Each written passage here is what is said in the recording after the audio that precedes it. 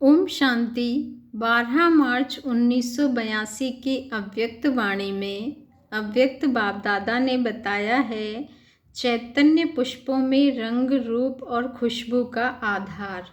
चैतन्य पुष्पों में रंग रूप और खुशबू का आधार। भगवान शिव बाबा अपने चैतन्य फूलों के प्रति बोले। भगवान शिव बाबा अपने चैतन्य फूलों के प्रति बोले। आज भगवान बाप अपने चैतन्य बगीचे में वैरायटी प्रकार के फूलों को देख रहे हैं। आज भगवान बाप अपने चैतन्य बगीचे में वैरायटी प्रकार के फूलों को देख रहे हैं। ऐसा रूहानी बगीचा बाप दादा को भी कल्प में एक बार मिलता है। ऐसा रूहानी बगीचा, रूहानी खुशबूदार फूलों की रौनक और किसी भी समय मिल नहीं सकती। चाहे कितना भी नामी गिरामी बगीचा हो, लेकिन इस बगीचे के आगे वो बगीचे क्या अनुभव होंगे। यह हीरे तुल्य, वो कौड़ी तुल्य, ऐसे चैतन्य ईश्वरीय बगीचे का रूहानी पुष्प हूँ। ऐसा नशा रहता है जैसे बाप दादा हर एक फूल के रंग, रूप और खुशबू तीनों को देखते हैं। ऐसे अपने रंग, रूप और खुशबू को जानते हो। रंग का आधार है ज्ञान की सब्जेक्ट। बाबा ने कहा, रंग का आधार है ज्ञान की सब्जेक्ट। जितना जितना ज्ञान स्वरूप होंगे, उतना रंग आकर्षण करने वाला होगा। जैसे स्थूल फूलों के रंग देखते हो, बाबा ने कहा, जैसे स्थूल फूलों के रंग देखते हो, भिन्न भिन्न रंग देखते हुए कोई कोई रंग विशेष दूर से ही आकर्षित करता है। देखते ही मुख से यह महिमा जरूर निकलेगी कि कितना सुंदर फूल है, और सदा दिल होगी कि देखते रहें। ऐसे ही ज्ञान के रंग में रंगे हुए फूल कितने सुंदर लगेंगे। ऐसे ही रूप और खुशबू का आधार है याद और दिव्य गुणमूर्त। सिर्फ रंग हो और रूप ना हो तो भी आकर्षण नहीं होगी, और रंग रूप हो लेकिन खुशबू ना हो तो भी आकर्षित नहीं करेंगे, कहा जाता है यह नकली है, यह असली है। सिर्फ रंग रूप वाले पुष्प डेकोरेशन के लिए ज़्यादा काम आते हैं, लेकिन खुशबूदार पुष्प मानव अपने समीप रखेंगे। खुशबूदार पुष्प सदा ही स्वतः ही सेवा का स्वरूप है। तो अपने से पूछो, मैं कौन सा पुष्प हूँ, कहाँ भी है, लेकिन स्वतः सेवा होती रहती है, अर्थात रूहानी वायुमंडल बनाने के निमित्त बने हुए हैं। नज़दीक आने से अर्थात संपर्क में आने से खुशबू पहुँचती है, वह दूर से ही खुशबू फैलाते हैं। अगर सिर्फ ज्ञान सुन लिया, योग लगाने के अभ्यासी बन गए, लेकिन ज्ञान स्वरूप व योगी जीवन वाले व प्रैक्टिकल दिव्य गुणमूर्त ना बने, तो सिर्फ डेकोरेशन अर्थात प्रजा बन जाएंगे। राजा की प्रजा डेकोरेशन ही है। बाबा ने कहा, राजा की प्रजा डेकोरेशन ही है। तो अल्लाह के बगीचे के पुष्प तो बन गए, लेकिन कौन से, यही अपनी चेकिंग करनी है। बगीचा एक है, बागवान भी एक है, लेकिन फूलों में वैरायटी है। डबल विदेशी अपने को क्या समझते हैं, राज्य अधिकारी हो व राज्य करने वाले को देखने वाले। आज बाप दादा बगीचे में मिलने के लिए आए हैं। सभी के मन में रूह रिहान करने का संकल्प रहता है, तो आज रूह रिहान करने के लिए आए हैं। विशेष 2 ग्रुप है ना, बाप दादा को तो सभी देश विदेश दोनों तरफ के बच्चे अति प्रिय हैं। कर्नाटक वाले और डबल विदेशी भी सदा खुशी में झूलते रहते हैं। मधुबन में आते सभी मायाजीत बनने के अनुभवी बन गए हो, वह मधुबन में भी माया आती है। मधुबन में आते ही हो मायाजीत स्थिति की अनुभूति करने के लिए। तो यहाँ माया का वार नहीं, लेकिन माया हार खाकर जाएगी, क्योंकि मधुबन में विशेष अपनी कमाई जमा करने के लिए आते हो। डबल विदेशियों को तो डबल लॉक लगा देना चाहिए। मधुबन में आकर विशेष अपने में कौन सी विशेषताएं धारण की। बाबा विदेशियों से तथा कर्नाटक वालों से प्रश्न पूछ रहे थे।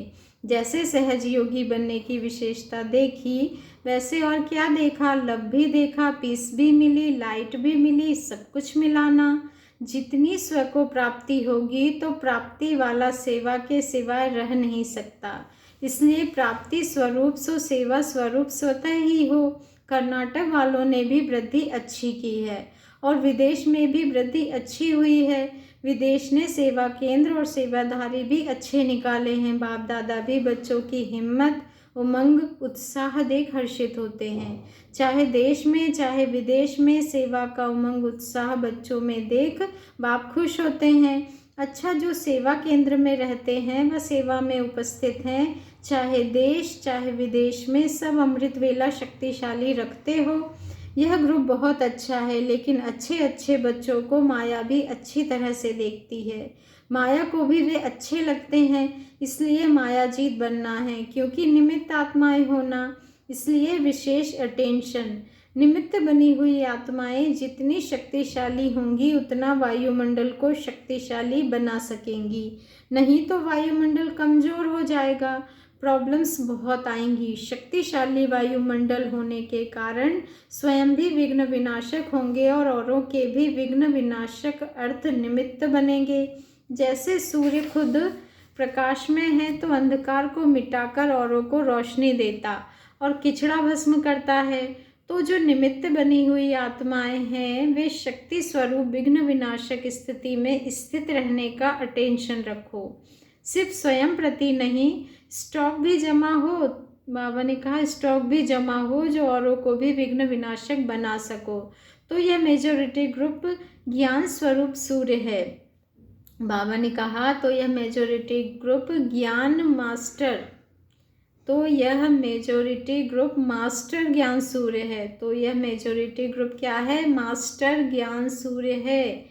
अभी सदा यही स्मृति स्वरूप बनकर रहना है कि मैं मास्टर ज्ञान सूर्य हूँ।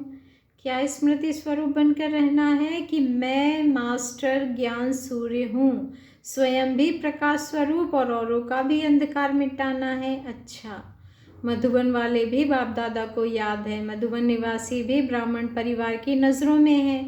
जब मधुबन की महिमा करते हो तो सामने मधुबन निवासी आते हैं। मधुबन की महिमा का तो पूरा भाषण बना हुआ है। जो मधुबन की महिमा है वह मधुबन निवासी हर एक अनुभव करते हो ना कि हमारी महिमा है। अच्छा, सदा सर्व विशेषता संपन्न विशेष आत्माओं को सदा स्वयं के स्वरूप द्वारा सेवा के निमित्त बने हुए सेवाधारी आत्माओं को सदा रंग रूप और खुशबूदार फूलों को बागवान बाप दादा का याद प्यार और नमस्ते, और रूहानी बाप दादा को हम रूहानी बच्चों का दिल से याद प्यार और नमस्ते।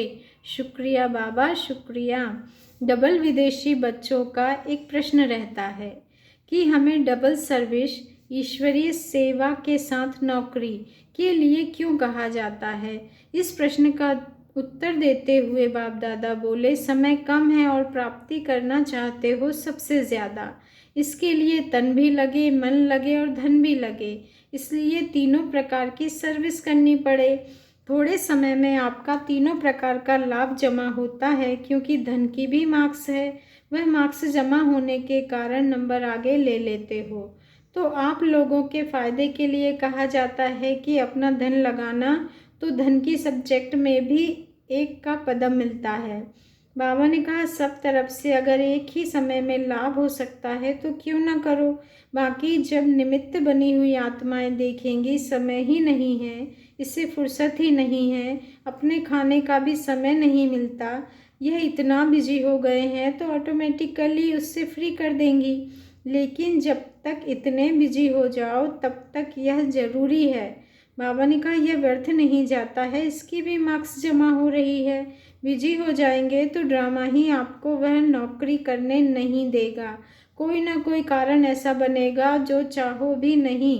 बाबा ने कहा कोई ना कोई ऐसा कारण बनेगा जो चाहो भी लेकिन कर नहीं सकेंगे, इसीलिए जैसे अभी चल रहे हो उसमें ही कल्याण है। ऐसे नहीं समझो कि हम सरेंडर नहीं हैं, सरेंडर हो, डायरेक्शन प्रमाण कर रहे हो, अपने मन से करते हो तो सरेंडर नहीं हो। बाबा ने कहा अपने मन से करते हो ना तो सरेंडर नहीं हो। इसमें अगर अपनी मत चलाते हो कि नहीं मैं तो नहीं करूँगी और ही मन मत है, इसलिए स्वयं को सदा हल्का रखो। जो निमित्त बनी हुई आत्माएं हैं वह अगर कहती हैं तो समझो इसमें हमारा कल्याण है, इसमें आप निश्चिंत रहो। इसमें जो ज़्यादा सोचेंगे मेरा शायद पार्ट नहीं है, मेरे को क्यों नहीं कहा जाता है, यह फिर व्यर्थ है, समझा। टीचर्स के प्रति। टीचर्स के लिए सेवा स्थान कौन सा है? टीचर सदा विश्व की स्टेज पर हैं। आपका सेवा स्थान है विश्व स्टेज। तो स्टेज पर समझने से हर कर्म अटेंशन से करेंगे। जब कोई प्रोग्राम करते हो तो स्टेज पर बैठते समय कितना अटेंशन रहता है? अलबेला नहीं होते तो टीचर्स बनना अर्थात विश्व की स्टेज पर रहना। सेंटर पर 2 बहनें रहती हो, लेकिन 2 नहीं विश्व के आगे हो। लेकिन 2 नहीं विश्व के आगे हो। अच्छा, ओम शांति। शुक्रिया बाबा, शुक्रिया।